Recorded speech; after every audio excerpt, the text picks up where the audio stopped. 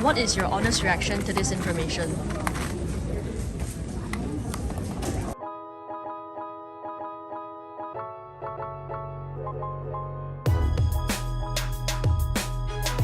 So the day started off with clock round 1, and going into this competition, this was my main event, so my expectations were quite high.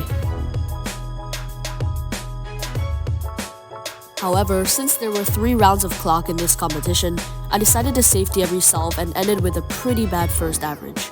So after clock, I had 2x2 and squan, but since I don't practice these events, I didn't record it.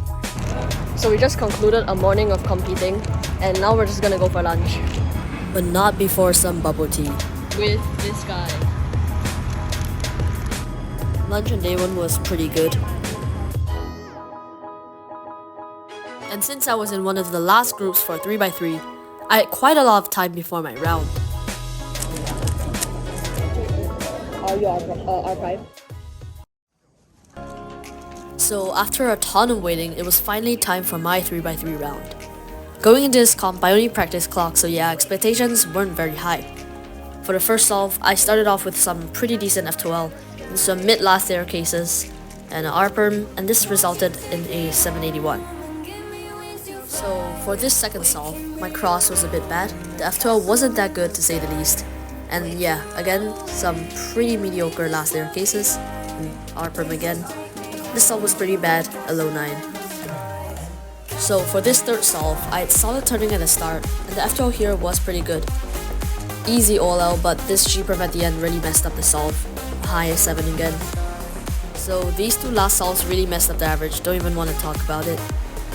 So 3x3 round 1 ended with a highly mediocre 858 average. But that's alright since my next event was clock round 2. So for this first solve, I had a slightly longer inspection because I really couldn't find a good enough memo, but finally just settled on this mediocre memo. And that's okay because this was the worst solve of the average, a 465. So, fun fact about this second solve, the scram was really similar to the first, but the delegates checked it and it was okay in the end.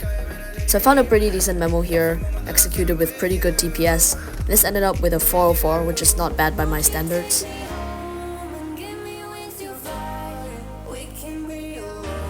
So on solve 3, I found a pretty good memo, and I executed this with pretty decent TPS, which resulted in my first official sub 4 single.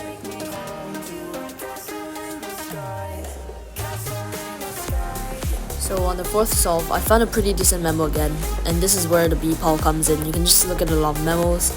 And I executed this with pretty okay TPS, not a lot of lockups and stuff, and this became a low 4 again. So at this final solve, I realized that this average could be really good, so I took a lot of time to prepare and it actually paid off. I was really calm during the solve. I was just like, we'll see what happens. If it's bad, it's bad. There's always next round. Found a pretty good memo again, and I executed this with pretty decent TPS again, which was another sub 4 single. So yeah, I got my best possible average of 3.90, which is currently ranked 15th in the world. Of course, to end the clock grind, we had to touch some grass. Let's just speed through Pira. Really couldn't care less about this event. Bad average. Basically, after this, we went to get dinner with the gang. A lot of people went together. It was quite fun. We ate some overpriced pizza that tasted pretty okay. And I forgot to make the second part of this transition again. I swear, every time I eat, I forget to make the transition. So yeah, the last event of the day was clock finals, and I'm not gonna bore you with any more clock solves. So long story short, I got national champion and overall champion, which is pretty cool. There's still day 2, so yeah, let's see what's gonna happen tomorrow. Epic transition. And we're here at the second day of the competition with this guy. Stop. What do you have to say about this? I hate clock, but What do you say? nothing. I hate clock. Imran.